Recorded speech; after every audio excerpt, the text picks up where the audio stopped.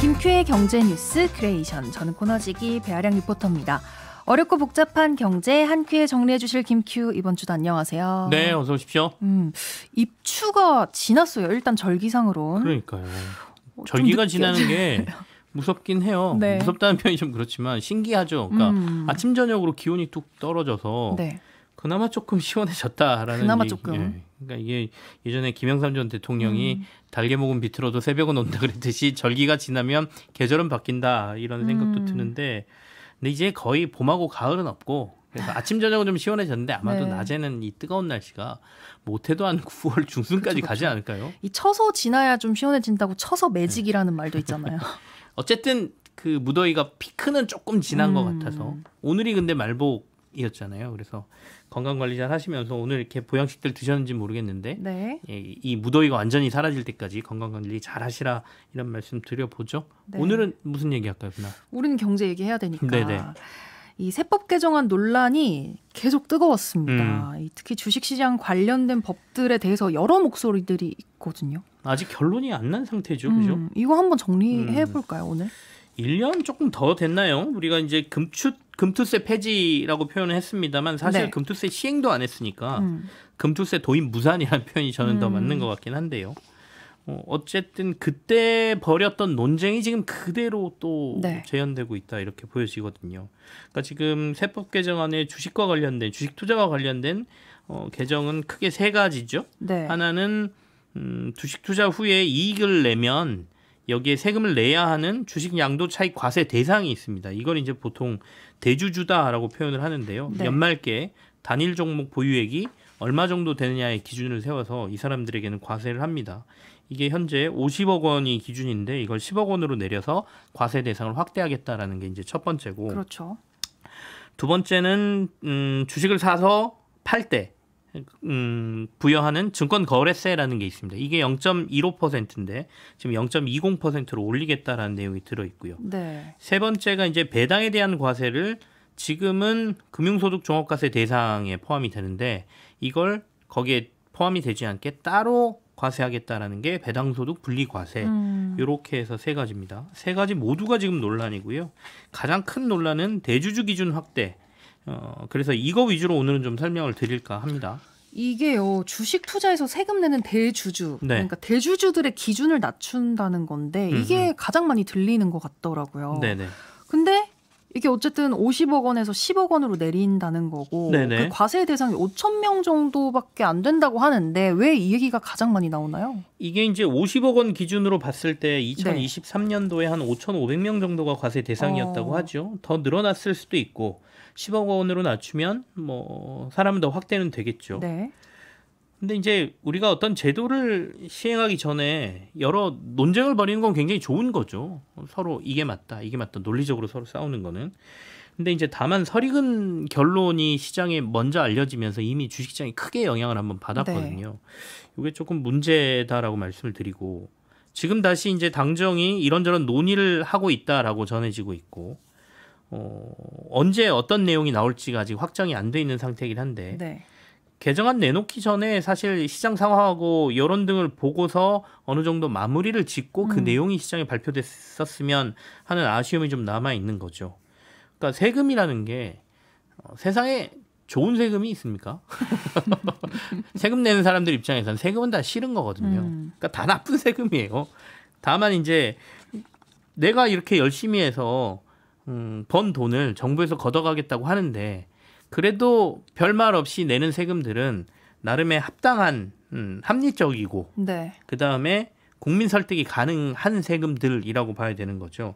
그래서 이제 세금을 거둘 때는 시기도 중요하고 여론의 방향도 굉장히 중요합니다. 네. 그런 차원에서 보면 이번 세법 개정 안에 들어있는 주식과 관련된 개정 내용들은 사실상 실패한 거라고 평가를 해도 될 것 같다라는 생각을 하고 있습니다. 그러니까 아무리 이 세금이 정당하고 부자 감세를 정상으로 돌리는 세금이라고 하더라도 아직 다수의 국민이 이걸 받아들일 마음이 없다라고 하면 설득에 일단은 실패했다라고 봐야 되고요. 불과 금투세 논란이 1년 반 전이었는데 금투세 논란 때 이미 판정패를 한 번 했거든요. 그걸 불과 1년 만에 다시 들고 와서 이 논리로 다시 싸우고 있으니 사실상 정부가 지금 좀 전략이 실패한 거 아닌가라는 생각이 들죠. 그러면 김큐 말씀은 네. 이게 한 번 도입이 무산됐다. 앞으로 쭉 하면 안 된다. 이런 뜻인가요? 그런 얘기는 아닙니다. 그러니까 만약 하려고 했어도 네. 조금 더 시장이 성숙하고 난 다음에 했어야 되는 거 아니냐라는 거고요. 또 앞서 잠깐 언급을 드렸지만 금수태에 대한 논란에 워낙 많은 사람들이 이 논란에 끼어들어서 시장 네. 참여자들이 논란을 벌였고 그 기억이 아직 생생하게 남아 있습니다. 1년 정도밖에 안 지났기 때문에. 근데 이게 좀 사라지고 사람들 기억에서 그런 게 좀 사라졌을 때 시도를 했으면 저항이 좀 적었을 거다라는 생각을 가지고 있거든요. 그러니까 금투세를 폐지할 때 주요 주장의 핵심은 뭐였냐면 우리 시장이 아직 이런 세금을 물릴 단계가 아니라는 거였어요. 그러니까 시장이 제값도 못 받고 있는데 세금까지 물려서 우리나라 주식시장의 매력도를 더 떨어뜨릴 필요가 없다는 게 가장 강하게 주장됐었고 네. 이게 어느 정도 받아들여졌다라고 봐야 되거든요. 근데 불과 1년 정도가 흐르고 나서 대통령이 바뀌면서 대통령이 이제 우리 주식으로 따박따박 생활비 받게 해주겠어. 그런 시대가 올 거야. 부동산에 가 있는 자금 주식시장으로 오게 하겠어. 라고 하면서 대한민국 증시 정상화시키겠다라는 얘기를 했지 않습니까? 그렇죠? 그러니까 시장이 조금씩 올랐어요. 꽤 올랐죠. 근데 금투세는 아니지만 과세 대상을 늘리고 거래세를 더 올리겠다라고 갑자기 정부가 얘기를 하니까 네. 시장이 이제 화들짝 놀래서 일종의 발작을 지금 일으킨 거지 않습니까? 그리고 시장 참여자들은 발끈하고 있는 거죠. 금투세 도입하려 할 때 우리나라 주식시장 아직 크려면 좀 멀었다. 그러니까 이제 걸음마를 떼는 단계니까 얘가 좀 성인이 되고 나면 우리가 세금 물리자. 얘가 네. 성인이 돼서 돈도 벌고 그러면 세금 물리자.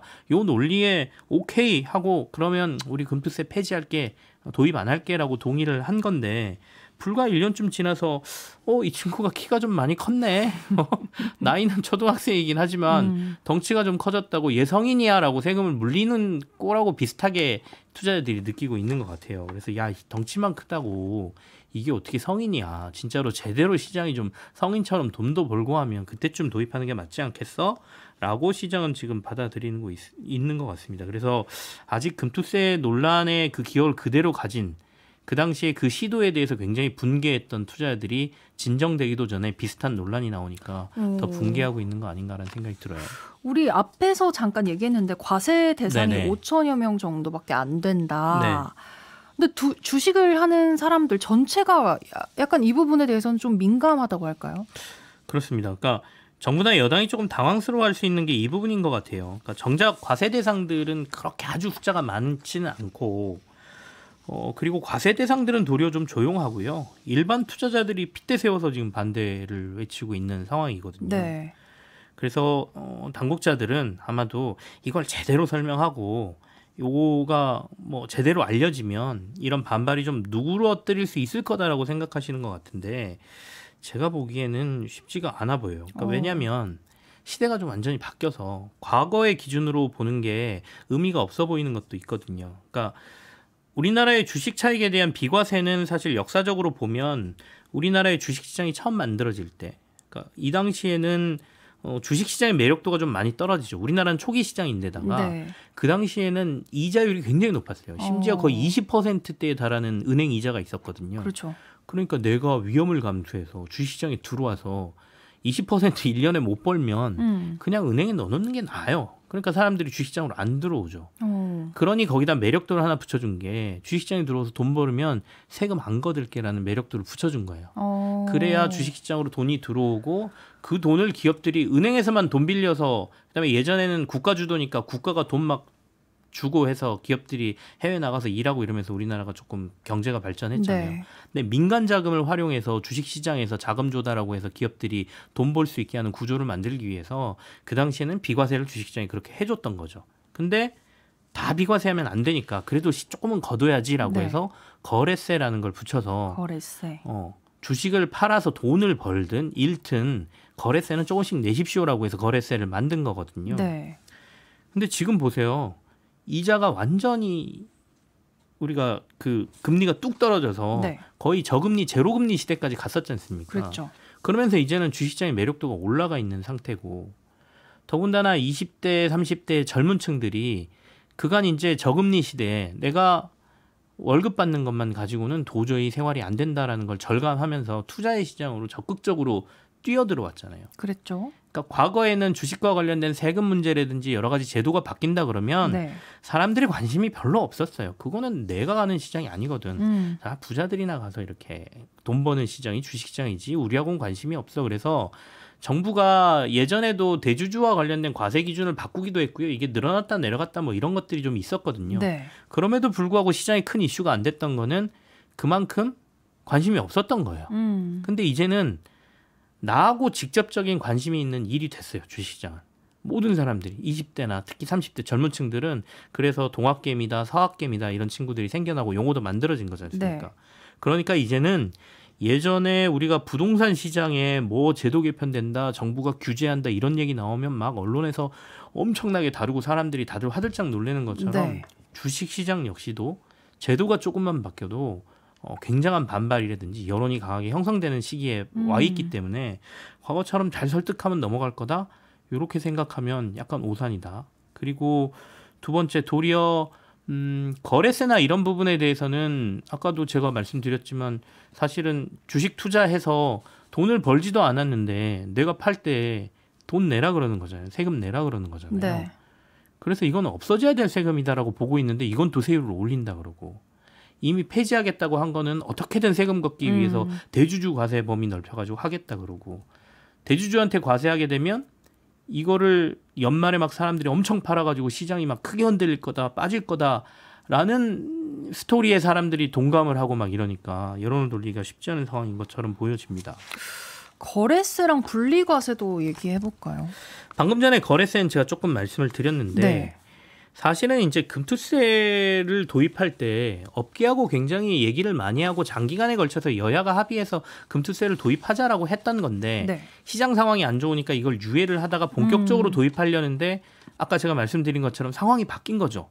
많은 사람들이 주식시장에 대해 민감해져 있는 시기에 금투세 폐지를 정부가 들고 나오니까 당연히 투자자들은 폐지에 찬성을 할 수밖에 없는 상황이었잖아요. 네. 그래서 어쨌든 판정패를 하긴 했는데 금융투자소득세가 도입되게 되면 그러니까 이제 그 차익에 대한 정당한 세율이 매겨지고 거기에서 세금을 걷어가게 되면 아까 초기에 만들어졌던 야 우리가 세금 못 걷으니까 너네 거래할 때라도 세금을 조금 내라고 했던 세금은 없애는 게 맞다라는 것으로 추진됐던 거거든요. 네. 그러니까 이게 세율이 뚝뚝 떨어지면서 최종적으로는 뭐 없앤다고는 얘기 안 했지만 없애는 게 맞다라고 늘 주장을 했었거든요.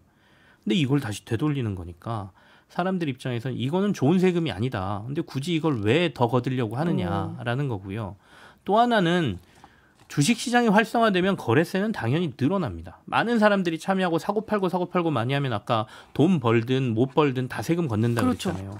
그러니까 굳이 세율을 올리지 않아도 이 거래세는 정부가 얘기한 것처럼 코스피 지수가 4천, 5천을 가게 되고 사람들이 더 많이 들어와서 투자를 하면 당연히 세금을 더 많이 걷어갈 수 있는데 이걸 멀리 보지 않고 왜 지금 갑자기 요 조금 세금 올린다 그래서 이렇게 저항을 만들었나라는 아쉬움이 있는 거고요.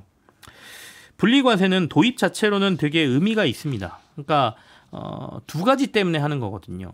하나는 기업들이 배당을 좀 더 많이 하게 해주기 위해서 분리과세 도입하자 그랬어요. 그러니까 네. 대주주들이 분리과세를 하면 더 많은 혜택을 받는다라는 비판은 받지만 그렇게 해줘야 기업의 주인들이 지금까지 우리나라는 배당을 너무 안 해줘서 주식 투자의 매력도가 떨어진다고 했었거든요.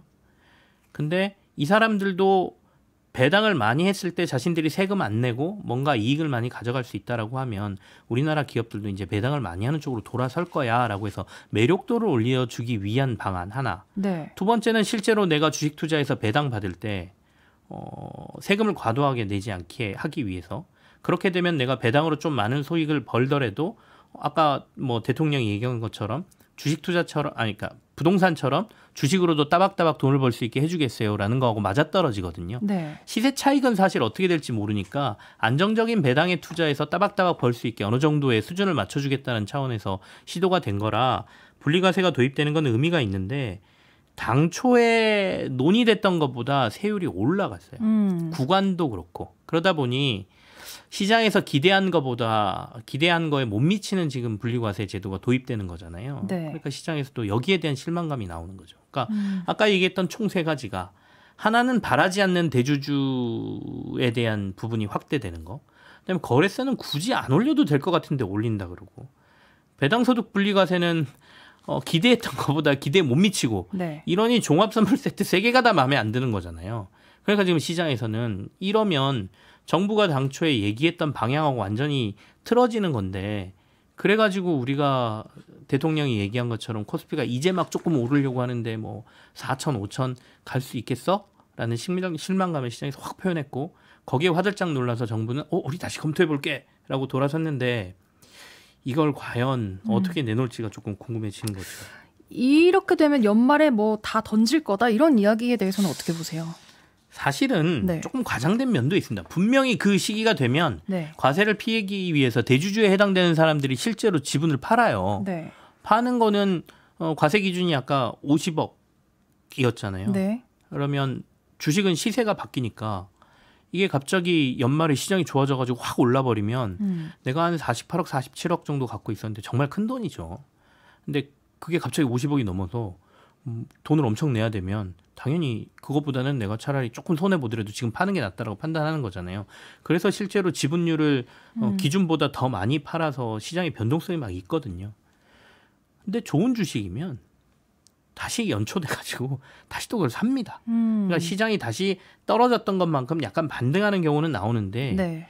근데 이런 이상한 시장의 변동성이 있는 것 자체가 시장이 이상한 거예요. 그러니까 그런 제도를 왜 운영하느냐가 이제 시장 참여자들의 여러 가지 논란 중에 하나인 거죠. 어쨌든 어떻게 될지는 조금 지켜봐야겠습니다. 잘 들었습니다. 저는 다음 주에 다른 소식으로 다시 돌아올게요. 네, 지금까지 배아량 리포터와 함께했습니다. 고맙습니다. 네, 고맙습니다.